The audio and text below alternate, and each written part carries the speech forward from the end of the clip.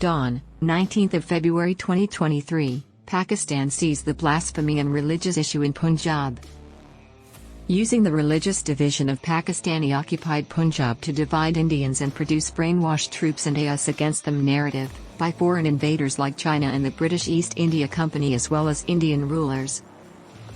A man was lynched on February 11, 2023, in Nankana Sahib by a hostile crowd over blasphemy accusations.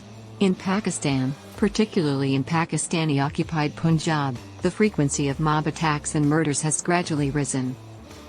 According to a 2022 study by the Center for Research and Security Studies, 89 people were supposedly killed for blasphemy between 1947 and 2021. During this time, there were approximately 1,500 claims and cases. More than 70% of these were in Punjab, Pakistan.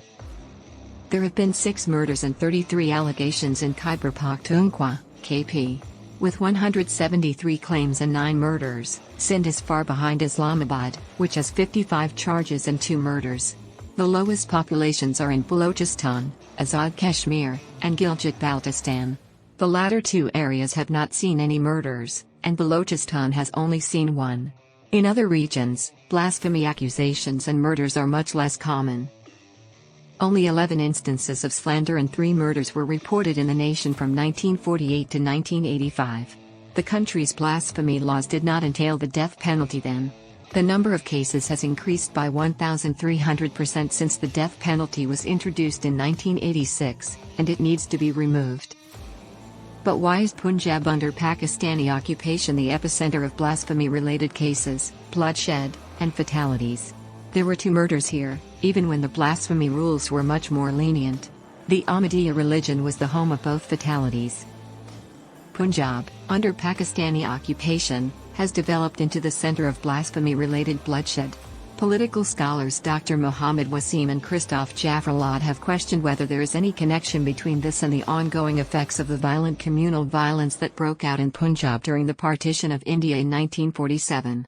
Numerous riots and confrontations occurred between Muslims and Hindus, and Sikhs on one side and Muslims on the other. Hundreds of people died. Punjab was home to numerous well-known extremist Hindu nationalists and Islamist organizations. These groups were fighting with established political organizations like the All India Muslim League of Muhammad Ali Jinnah and Jawaharlal Nehru's Indian National Congress and engaging in violence against one another, AIML. The secular Congress, according to Hindu nationalists, was reluctant to establish a Hindu Rashtra, Hindu state. Conversely, the radical Islamists criticized the aimless a secular party unable to select an Islamic state. Shia and Ahmadiyya Muslims were called deviant Muslims by Islamic groups in the Punjab region of Pakistan, such as the Majlis-i-Aqrar.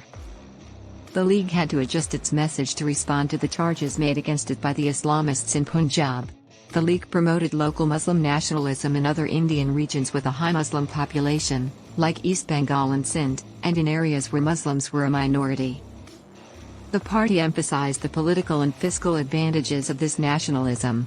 But even though Punjab had a majority Muslim populace, 51%, the League's message had little success there. Therefore, the League had to interact with a few influential landowning pers, spiritual leaders, and ulama in Punjab during the 1946 provincial elections in British India.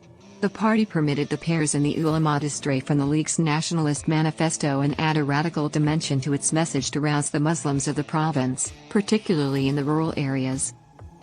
They started to portray Jinnah, a constitutionalist who had been westernized, as an idealist who wanted to establish a new Medina or an Islamic state governed by devout men in Sharia law. Naturally, nothing of the type occurred after Jinnah successfully found Pakistan. However, a sizable percentage of Punjab's Muslim population had undergone radicalization. Unprecedented bloodshed had been brought on by partition in Punjab.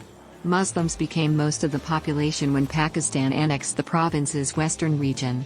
Hindus and Sikhs became fewer in number and were forcibly changed. With these gone, the Ahmadiyya were directly targeted by the communal violence leftovers, and the fires stoked in 1946 by lofty Islamist discourse. Thus, it is unsurprising that Punjab was the focal point of both violent anti-Ahmadiyya campaigns, 1953 and 1974. The besieged mentality that developed in Punjab during the partition violence collapsed during the two anti-Ahmadiyya movements before shifting its focus to alleged blasphemers, particularly after 1986. The most significant concentration of Barelvi Sunni Muslims in the nation can be found in this province. When the General Zul-Haq dictatorship's Islamization policies were thought to have benefited the rival Deobandi subsect, this Sunni subsect felt alienated and endangered. After Salman Taseer, the governor of Punjab, was killed in 2011 by a member of a Barelvi evangelical group, there was a tenfold increase in blasphemy-related violence and fatalities in Punjab. He had been charged with criticizing the libel laws by the murderer. Radical Barelvi officials responded by making the defense of the strengthened blasphemy laws their primary mission. Among many, the assassin's reputation as a hero was another factor in the increase. Then, many well-known Punjabi politicians openly lauded him. Taseer was killed in January 2011, and the province also saw 110 additional blasphemy cases and allegations that year. In 2014, they rose to 263 in number.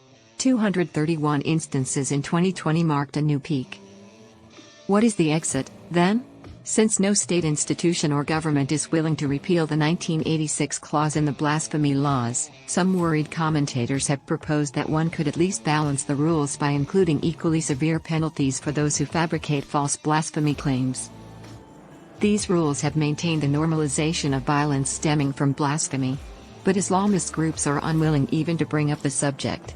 Rampaging mobs genuinely think their actions are divinely ordained and completely legal. Other regions have relatively little of this kind of violence.